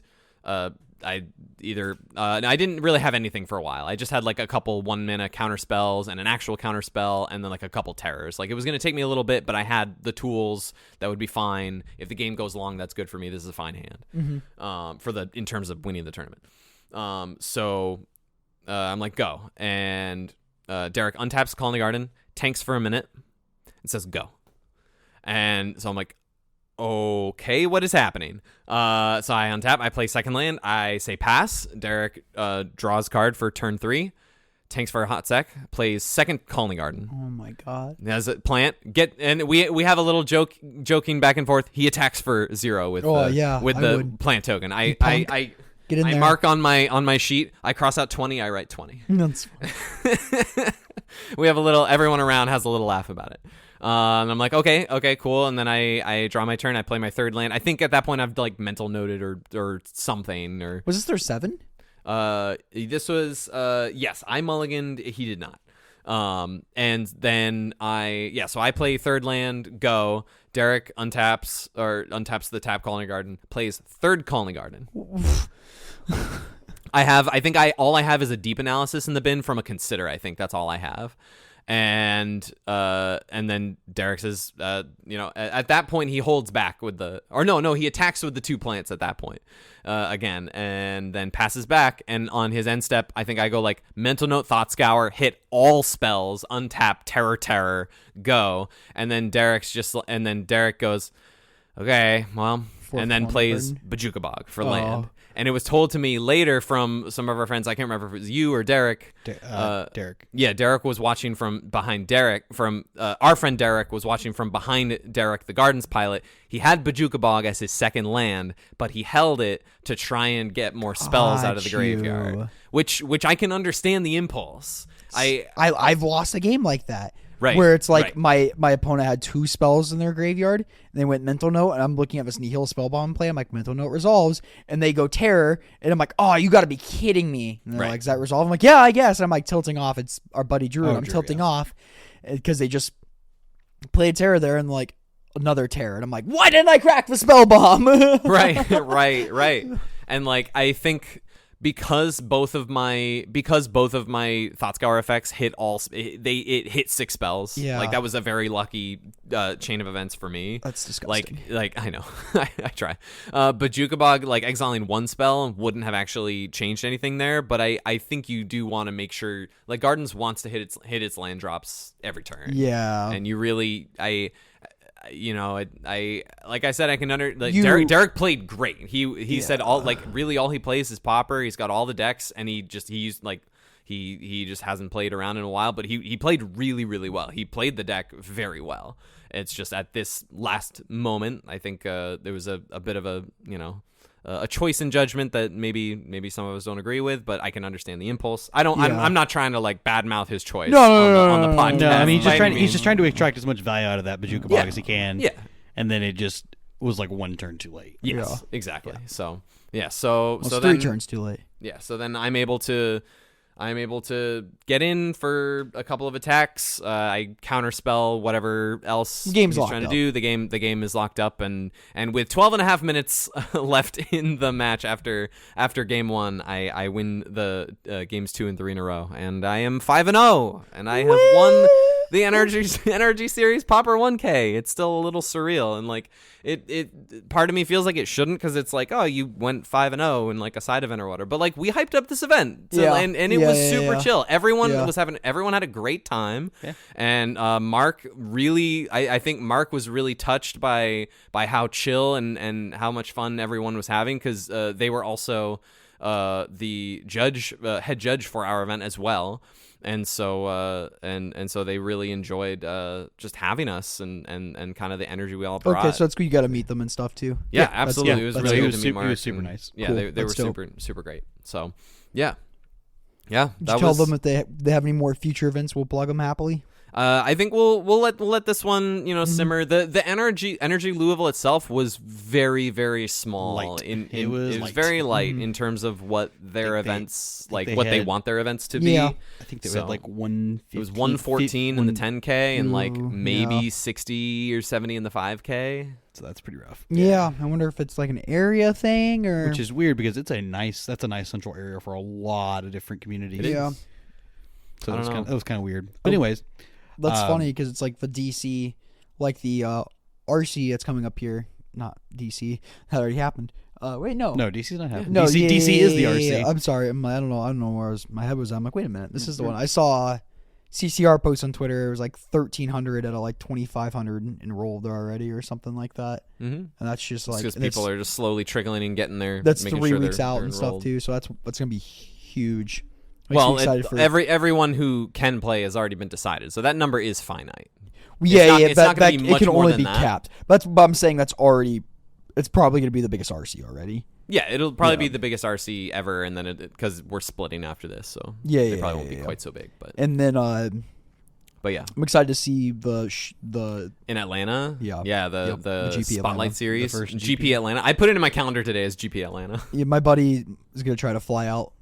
Nice, Currently are Hang on. 1392 players enrolled. 1392, and you're one of them. I will be 1393. Nice. Let's Nice. go. Alrighty. Should we just talk about challenges and we can talk about those decks next week? You think? Yeah, I think we can talk about it next week. Yeah, Huge. I just want one deck. Yeah, okay. One deck. Yeah, Okay. yeah, I know what you're. You know what deck it is too. Yeah, I do.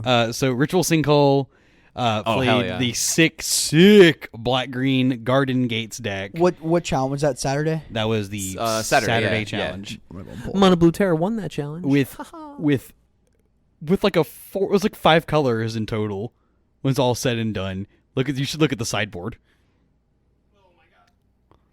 The sideboard is fire. Would you like to say what deck they were playing? Yeah, I said they were playing the Black Green Garden Gates Fog deck. Yeah, so it was labeled. You say that like that's a set deck, but yeah, they were playing black green fog. Yeah, they were playing. It was labeled as Turbo Fog, but it was Black Green Turbo Fog, but it was playing the Gates package. But the Gates package only being 1 Basilisk Gate, but 4 Heap Gates to make treasures to eventually pour into your Crypt Rats. Yep. Like your win condition was to. Your win condition is Crypt Rats. Crypt Rats, yeah. I could either Basilisk Gate it so your Crypt Rats doesn't die. Yep. And then you pay a bunch of black mana and hit your opponent, and you have life gain through Weather Storms. No Weather Storms main board, never mind. Oh my gosh. You have campfires to gain you life and That's Limbus and your Heap way. Harvest Limbus, and Heap stuff. Harvest, Yeah. Keep you above. Keep your head above water. Yeah, But yeah, that's the one deck. It's the one my deck. gosh. That's second place in the Saturday challenge. That's second- the one. It's the coolest deck of the I weekend. gave our buddy Spencer a little bit of crap because he played in the NRG 1K and he played the standard fog list, and I told him you played blue green when you should have played black green. He knows, but he wanted to show off that bling. His entire deck was foil. Oh, His entire deck was in didn't foil. get that. Yeah, I didn't 75 catch was that. in foil. So I didn't catch that. yeah, we've been talking. We actually talked post tournament and when about some changes he wanted to make to the deck going forward, and we've been talking about it the last couple days. So Nice. Yeah. So, wrap it up. Vibes at NRG were immaculate. They were it sounded great. Like. yeah, They were great vibes. sound- We had a sound great great. time.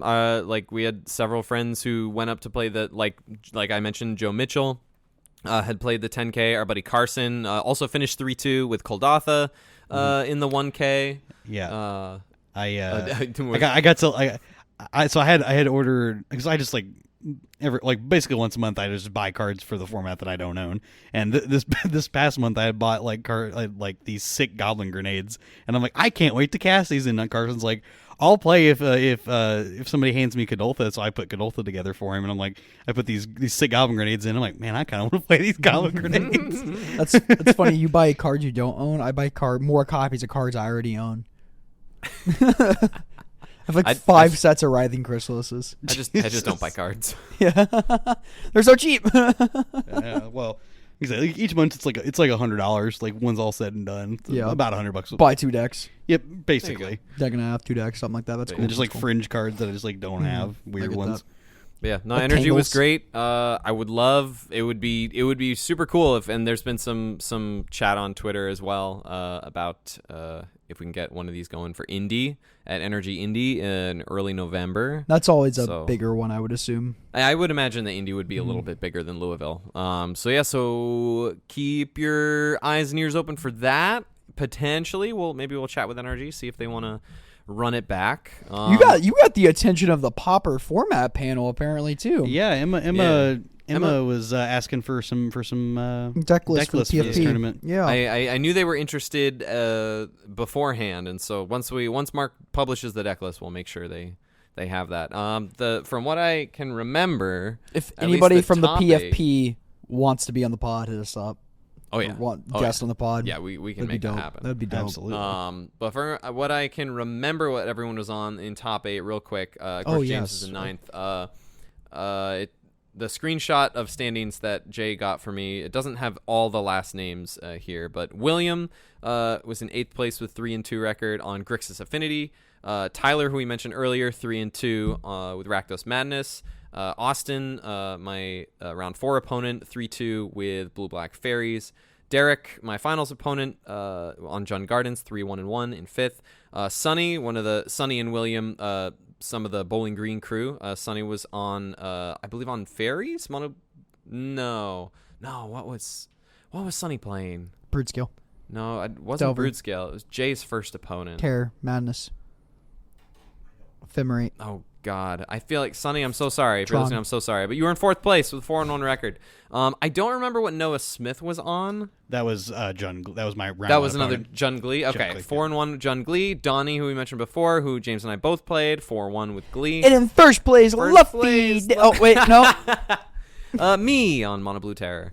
Yeah, it was sick, super sick. Thanks for following along on our long-winded recap. Oh, and we're gonna talk about Duskmorn next week too. Yes. Duskmorn Week after? Commons. Week after Duskmorn, and that will be remote because I'll be in South Dakota. I'll bring my stuff. Week after, should we do a long-awaited tempo episode since Mono Blue is a tempo deck?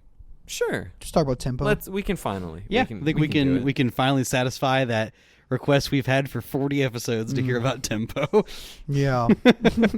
We'll have to do. That'll be one that we'll do some more research on. Yeah, stuff too. I have the perfect. It's been a minute. Article for this. It's been a minute since we've dug deep on a topic like that again. Yes. I like those topics when we do that stuff. I'm into do that as well. Cool. Well, it's nice to be in the same room with you boys. Yeah, for real. It's good to have this back. God, our 20. It's crazy. We did a 2023 year in review recap last year because we started the pod in December, so that was pretty. That was a pretty early episode. Then this year we'll have a 2024 recap, and that means we're gonna have a year recap where we had the podcast for each set review.